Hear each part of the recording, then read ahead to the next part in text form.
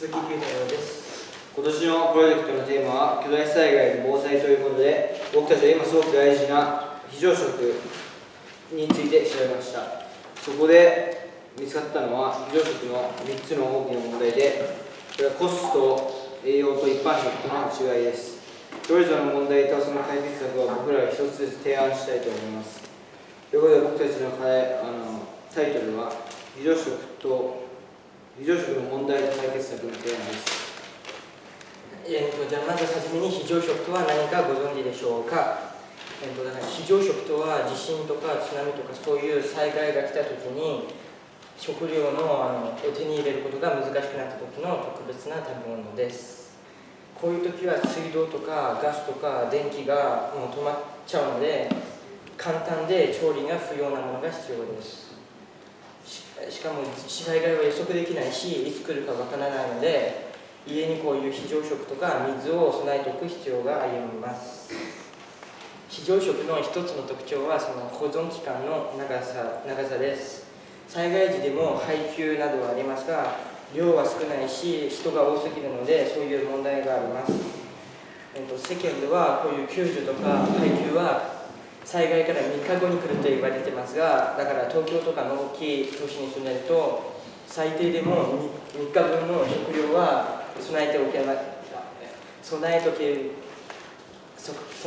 といけません。簡単に言えば災害などの非常時の食べ物です。非常食の例は、冷えカレー、ビスケット、水、パン、ドライフルーツとチョコレートです。皆さんの知っている非常食は何ですか？カップヌードル、カロリーメイトヨタフォレスト。非常食は本当に大切です。日本という地震大国の国民には非常食は必須アイテムです。実際、東日本大震災みたいな大きい災害では救助の手や非常食が足りず、せっかく助かった命が消えてしまった人も少なくないそうです。最初は、違いの部分について話します。大きな違いは2つ、普段食べるものと非常食の違いは、大きい違いは4つあって、それが、賞味期限、そしてフリーズドライ、値段と栄養です。最初の賞味期限は普通の食べ物よりも非常食の方が長持ちして1年から5年ぐらい持つものもあります。そしてフリーズドライについては、非常食保存のためにフリーズドライされてもっと腐らないという状態になっています。値段は、普段の食べ物より、非常食の方が高くて、そういう点もあります。栄養は非常食は実は、栄養は普通の食べ物より小さくて、結局は災害の時には便利ですけど、1年間ぐらいずっと非常食食べてたら良くないのでおすすめしません。じゃあ次はコストの問題について話します。非常食っていうのはいろんなその技術が入っているすごい商品ですが、その価格はそこまで安くありません。だからそこまで高いのはそういう衛生管理とか滅菌とかその外装に使う特別な素材とか、保存期間を長くす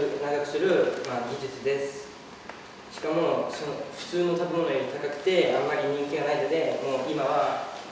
一般にはあんまり広がらず、企業とかそういう政府にしか広がってないし、価格もあまり下がりません。だからここで書いてあるみたいに1週間非常食と普通の食べ物を食べてたら、非常食だったら3万円もかかるのに普通だったらもう8500円しかかからなくて、非常食の方が 3.5 倍も高いのです。しかもこういうのは賞味期限が長くても切れたら全て無駄になってしまうし、まあ、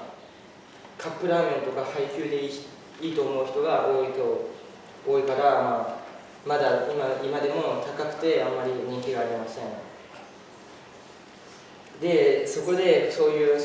なんかこの高い非常食を買わなくてもいい解決方法を、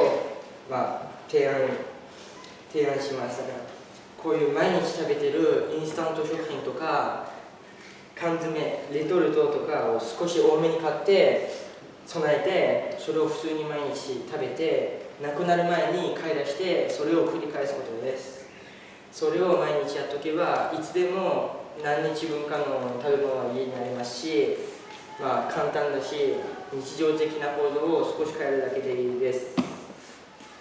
しかもこうすれば誰でも災害時に向けての食料の備蓄ができるわけです。最後に非常食はとても便利ですが、将来的には価格が下がれば、もうちょっと身近になると思います。最後に一番大きな問題だと言われている栄養です。非常食は保存をメインとしています。いつ起こるかわからない災害のためにずっと備えておくためです。そのために塩を多く使う非常食が多いのです。例えばこのズワイゲンの缶詰は 1.5g の塩が含まれていて、1日の塩分の目安量は 8g なので、約2割これだけで取ってしまう。で、このカップラーメンは5g の塩が入ってて、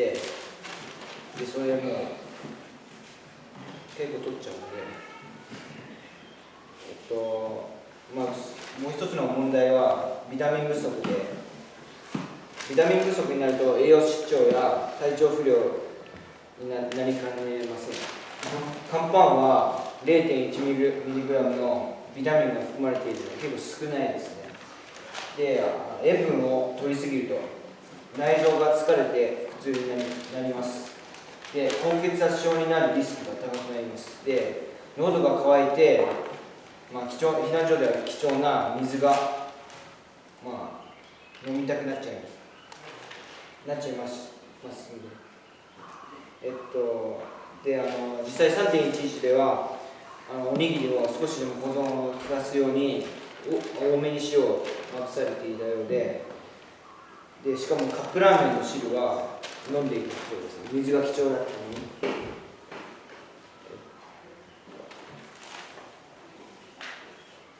先ほどこの栄養の問題は少し変えるだけで大丈夫です。ビタミン不足は栄養サプリメントやドライフルーツで補うことができます。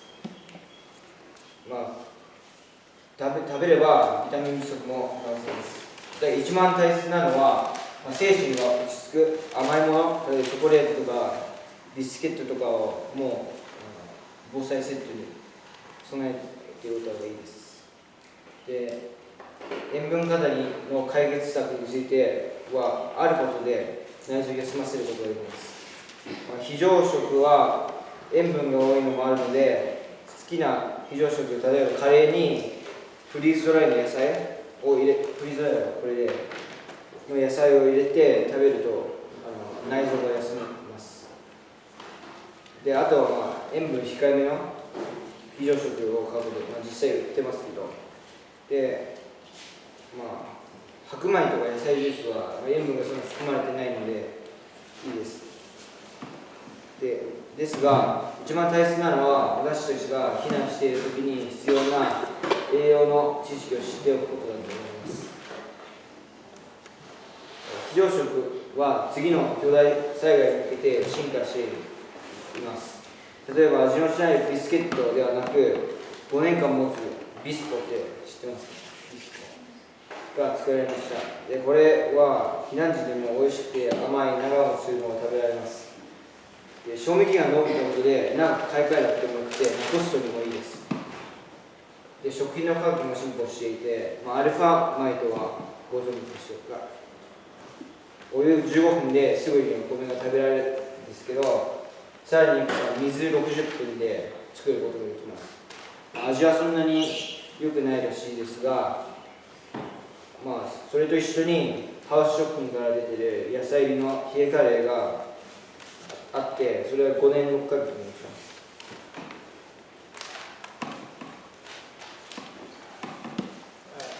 でもさっきから言ってるように非常食にはそういういっぱい問題があって、あんまり広がらないで、あんまり役立ってない、なのでそういうみんなが買ってくれるような理想のセットを紹介します。だからまずは安くてコンパクトじゃないといけません。一人暮らしとかだとそんな場所的にもお金的にも余裕はないからです。あと美味しくて飽きない味じゃないといけません。あと栄養もないといけないし、甘いものも精神安定のためにあった方がいいです。あとは缶詰とかは缶切りがいらない方のタイプがベストです。あとはもちろん栄養サプリとかそういうのも必要ですし、しっかり食事をとっていてもビタミン不足で体調が悪くなることもあるので、そういう時に便利です。あともう水も絶対に必要なものですので、